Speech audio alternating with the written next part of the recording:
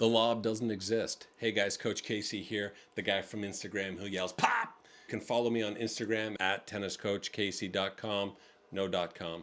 I don't know why I said that. I'm moving over here to YouTube so I can expand on some of the ideas that I present over there.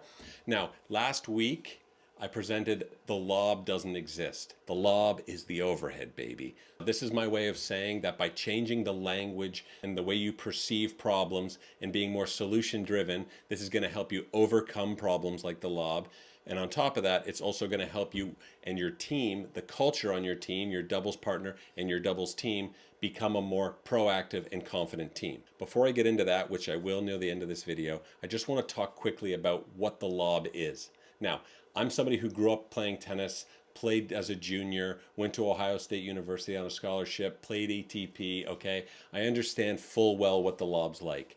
Everybody has to overcome it. It's sort of the weed out class early on in your development, about 3-4 years in.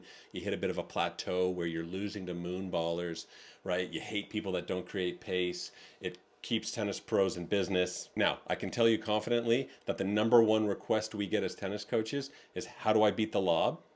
And we also give lessons to the people that give the lobs, right? And I can tell you, the people that are doing the lobbing, they're winning, but they feel shame, okay? Now, this is a culture in our sport. We sort of like to shit on people that aren't doing tennis beautifully, okay? Now, you know, I'm guilty of that myself, but nevertheless, the lob is here and it ain't going nowhere, okay? I personally believe that the lob, in a way, created pickleball, or at least pushed people to pickleball. Because if you look at pickleball, they don't have the lob the way we do, okay? I mean, sure, it happens every now and then, but they just have to scooch back a couple of feet, okay? In tennis, the lob's going 20 feet over your head. You got to run all the way back.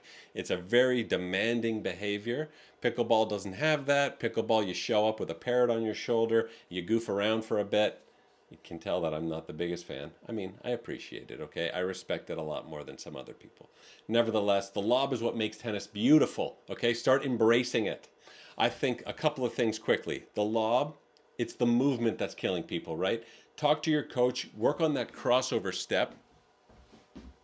Can't see me doing it, but you take your opposite foot and you turn around, and that's how you move back, okay? Work on that movement. But another big thing is anticipation. People have no clue that the lob's coming because they can't read body language. The lob is coming, #1. If someone's on their back foot, the weight's going backwards. If you see that lean, I call that the lob lean. Okay, you got to take your eyes off the ball for a little while. I know boomers love the expression eye on the ball. Take your eye off the ball for a second. Look at your opponent. They got the lob lean. The lob's coming, okay? Another thing, open racket face. If that thing is open to the sky, like an open face turkey sandwich, okay, you're getting a lob, all right? I have other videos about how to anticipate the lob. I'll make sure to include a link for those in the comments. There are 2 ways to combat the lob big time in doubles. #1, polarization with your partner, okay?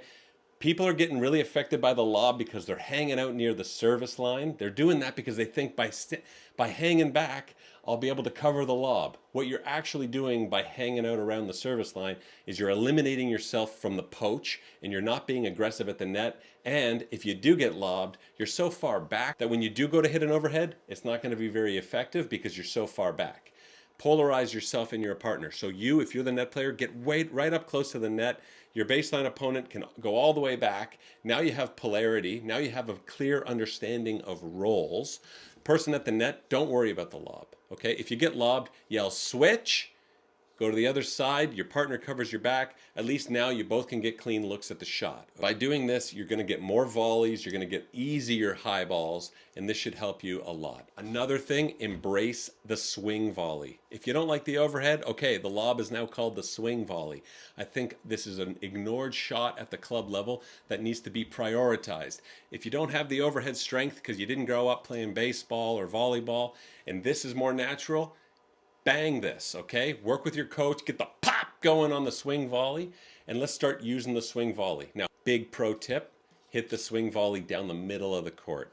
Huge target, and it'll create confusion amongst your opponents. Last thing, right? I'm talking about this culture. Now, I believe this is one of the most important things in sport.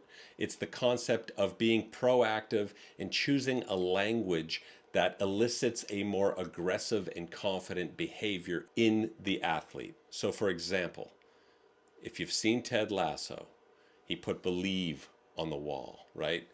That's their team motto.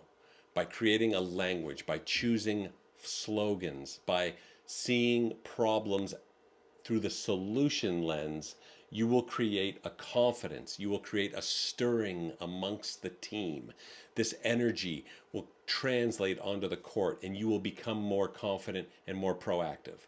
The lob is the overhead, baby. The short ball, that's lunch. All right, think about it. You look over at your partner, we're getting some lunch today. This is fun. It's creative. It creates enjoyment and it's proactive and positive. One of my favorite platitudes, all gas, no break. All right, I think that was in a college football locker room. Love that because these homemade platitudes, these languages, these choices we make, they create a culture that will make you more confident, make the sport more fun, and I promise you, you'll stop seeing problems and you'll start seeing solutions. That's my rant on the lob. The lob is the overhead, baby. Let me know in the comments what you think about the lob. Let me know if there's anything else you'd need help with. You can follow me on Instagram at Tennis Coach Connor Casey. Okay, I'm on Threads, same handle. I'm on Substack. I'm going to release my book on there. It's kind of a fun read. Follow me for more tennis tips.